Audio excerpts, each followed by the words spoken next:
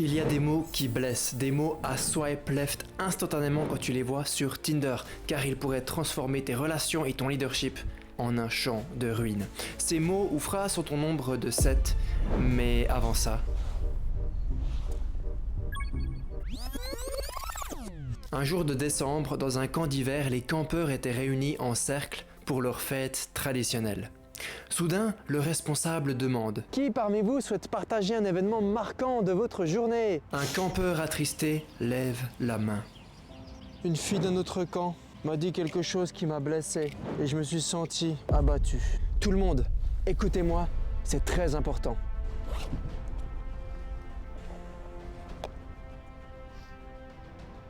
Il a pris le tube et l'a pressé un peu pour en faire sortir du dentifrice. Il a ensuite essayé de remettre le dentifrice dans le tube, mais cela n'a fait que créer du désordre. Il a ensuite pressé encore plus fort le tube, faisant sortir encore plus de dentifrice et créant un désordre encore plus grand. Mais aucun dentifrice n'est retourné dans le tube. Soudainement, le conseiller dit au campeur « Ce dentifrice représente les mots que vous prononcez.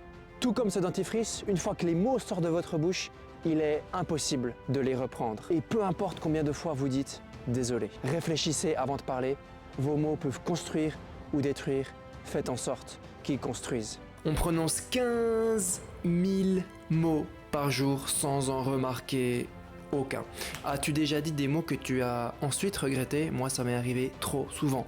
Mais qu'en est-il des fois où tu as blessé quelqu'un avec tes mots sans même t'en rendre compte? Dans cette vidéo qui regorge de pépites, tu vas découvrir 7 mots ou petites phrases que tu peux glisser dans chacune de tes conversations. Ah non, tu vas découvrir 7 mots ou phrases à bannir pour éviter de créer des merdiers comme celui du dentifrice. Garder ces 7 prisonniers sous les verrous amélioreront drastiquement tes relations avec les autres et révéleront ton potentiel de leader. Allez, garde le pied sur l'accélérateur, on est parti. Le premier mot c'est... Ouh non. Si ma copine voyait ça... Ces mots peuvent être perçus comme accusateurs ou exagérés. Ils sont dangereux parce qu'ils généralisent. Par exemple, tu ne fais jamais ton travail correctement. Ça crée une impression de généralisation injuste. Et le dire une seule fois peut nuire à la motivation de l'autre et surtout à ta relation avec lui. Ce que je te suggère, c'est de reformuler en étant spécifique et factuel. Je remarque que sur ce projet précis, il y a des éléments à revoir. Comment pouvons-nous l'améliorer? C'est irrésistible et l'impact est fort. Tu ouvres une discussion constructive et t'évites que l'autre se sente attaqué. Est-ce que ça te parle? Passons maintenant au deuxième mot à bannir. Ouf, non. Ces mots dévalorisent une idée ou une personne, particulièrement si exprimés en public. Ils peuvent blesser profondément, ils peuvent nuire à la confiance et créer un raz-de-marée de rancune. Alors au lieu de juger, pose des questions pour mieux comprendre. Peux-tu expliquer pourquoi tu as proposé cette idée? Cela m'aidera à mieux comprendre ta perspective. L'impact est fort, vaut le détour, l'autre se sent écouté et respecté et tu encourages un échange plutôt qu'un blocage. Le troisième mot à swipe left, c'est... Ou non. Oui, le tu devrais peut donner l'impression que tu imposes ton point de vue ou que tu juges. Ici, je t'invite à reformuler pour suggérer ou questionner. Par exemple, tu peux dire « As-tu pensé à ?» ou alors « Et si tu essayais de ?» ou « Penses-tu que… » Avec ces mots, tu laisses à l'autre la possibilité de réfléchir et d'agir par lui-même. Passons maintenant au quatrième profil à swipe left. Oh non. Oui, le « je te l'avais dit », il sonne super condescendant. As-tu pensé à simplement proposer ton aide? Pour ajuster tes voiles et pour trouver une alternative, eh bien tu peux proposer ton aide avec des phrases comme « Ok, on fait comment pour arranger ça ensemble ?» L'impact, c'est que tu fais preuve de soutien et tu évites de raviver un sentiment d'échec. Ou non.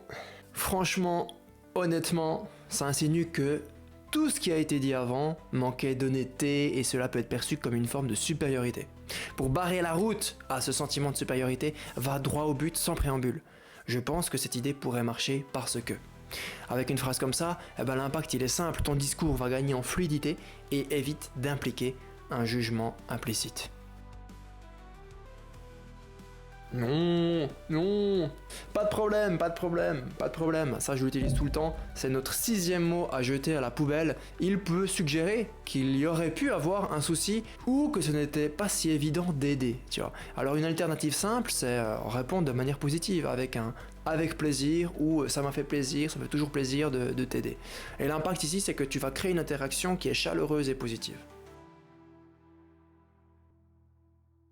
Non, c'est impossible. Alors ça, non, non, non, non, non, tu swipe left directement. Le c'est impossible, il ferme la porte à toute discussion et il va démotiver. La personne en face de toi va se fermer comme une huître. Alors l'alternative, eh bien, c'est de transformer ça en une réflexion constructive, comme ça paraît compliqué, mais qu'est-ce qu'on peut faire pour contourner cela? L'impact ici, c'est que tu encourages la recherche de solutions et encore une fois cet esprit collaboratif. Ce mot impossible, je le déteste. Laisse-moi te raconter une histoire. Est-ce que tu as déjà visité un zoo? Les gardiens de zoo attachent généralement une corde à la jambe d'un éléphant adulte, puis ils attachent l'autre extrémité à un piquet en bois qui est simplement planté dans le sol. Donc pas de chaîne, pas de cage, rien à part la corde. Donc l'éléphant, immense et puissant, pourrait facilement briser la corde, déraciner le piquet et s'échapper.